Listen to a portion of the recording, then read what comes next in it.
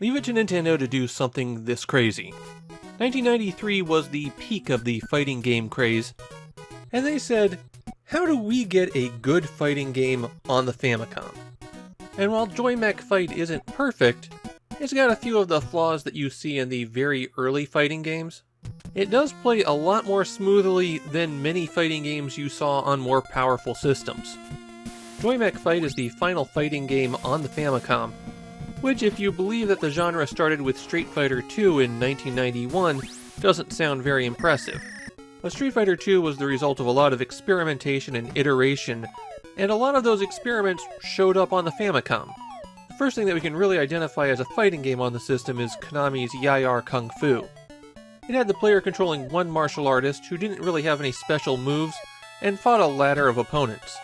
There were a few more games in this style, and for a short while people experimented with adding RPG mechanics, like Namco's Keru Naguru, where you had to unlock additional martial arts moves. People who got closest to a modern fighting game before this were Culture Brain with their Hiryu no Ken series. These games featured martial arts tournaments as part of your progression, and for the fourth and final game on the system, it just had you pick a character and fight other guys. Joi Mech Fight offers 3 different modes of play. Okay, technically 4, but you're not playing in the 4th mode. There's a story mode. This has you battle through an army of robots, and beating story mode on higher difficulties is how you unlock additional characters.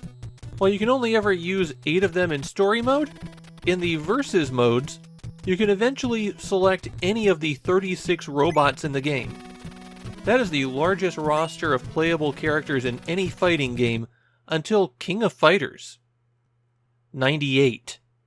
The plot of story mode is that there were 2 scientists who liked building robots together, but one of them turned evil and made most of the robots evil. The good scientist, however, kept one of them and sent that robot out to fight the other robots in order to take their abilities back, and this is just the plot to Rockman, isn't it? When you start story mode, you only have access to one heroic robot, and every time you beat one of the 7 other ones, they'll get brainwashed into joining your side. After you defeat all of the robots that the evil scientist has, he'll send out one last boss robot for you to overcome. Then you'll move on to the next stage, where he has 8 more robots for you to fight.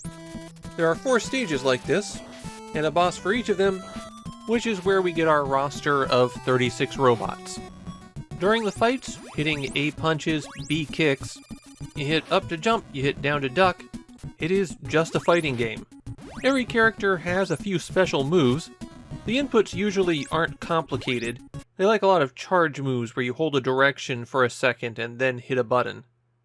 Also, hitting A and B simultaneously will usually activate some kind of special move.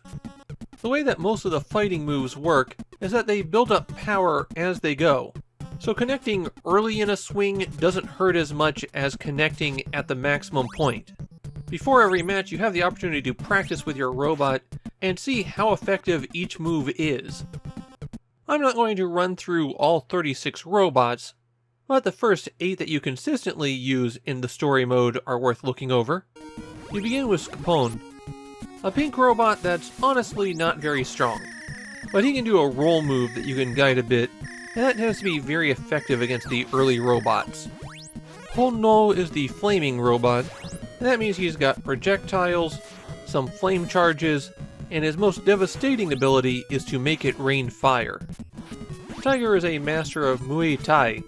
Well, not really, but all of his special moves involve kneeing people really hard.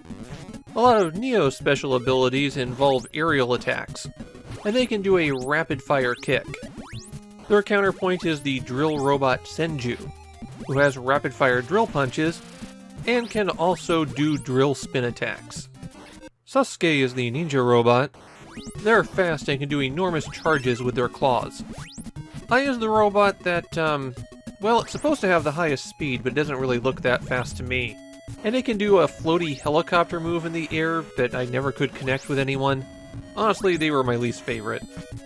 Giant is the big heavy, and a lot of their special moves are throws. All of the robots have some kind of throw that's done by walking up to an enemy, holding forward and hitting A, but Giant has extra damaging throws if you can pull off the moves. For all the special moves, I found that it helps to input them slowly. I'm used to spitting out fireballs like mad, but you have to take your time with these. As you progress through story mode, your progress is saved to the single battery slot on the cartridge. And Joi Mech Fight is the earliest point I could identify for one of Nintendo's worst habits, hiding the ability to erase save data. If you want to get rid of the save game on a cartridge, you have to hold down B and hit select on the title screen. That will take you to an options menu where there's a sound test and the ability to delete the save game. If you want to unlock the higher difficulties, and thus the additional characters, you have to clear stage 1 in normal mode, then you can start playing the game on hard mode. Clearing a stage on hard mode unlocks all of the additional robots, and if you clear the whole thing on hard mode, then you unlock special difficulty. And on special difficulty, when you clear a stage, you unlock that boss as a playable character. There are a few things you should know about the battles in the game. First, there's no timer. You can take as long as you like. Second, when a life bar runs out, that character loses a heart. So you'll have to beat your opponent down 3 times before you win. However, when you break someone's heart, you get a bit of your life back. In Japan, this is a game with a pretty big fan base. It's called out as one of the masterpieces of the Famicom. But there were never any follow-ups. In fact, you don't even see Joi Mech Fight stuff show up in later Nintendo games. The reason for that is Nintendo doesn't completely own the rights to the game. The game actually arose out of a Nintendo Dentsu game seminar, a program where college students would develop games with some guidance by developers at Nintendo. So the rights to Joi Mech Fight are actually held by the students who created it. I think Joi Mech Fight is a really impressive game.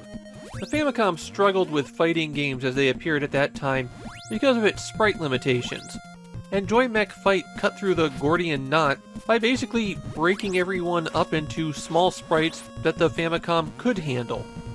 And despite being a loose cloud of balls floating around, it's not difficult to tell what every character is. This is a game with a distinctive style that also clearly communicates what each fighter is doing.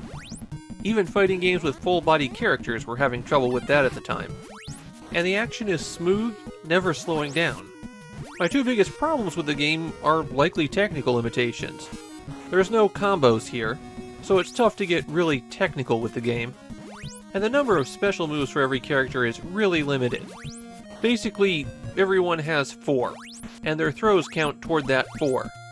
Still, Joi Mech Fight is an impressive technical accomplishment. This is a game where it's amazing that it exists at all.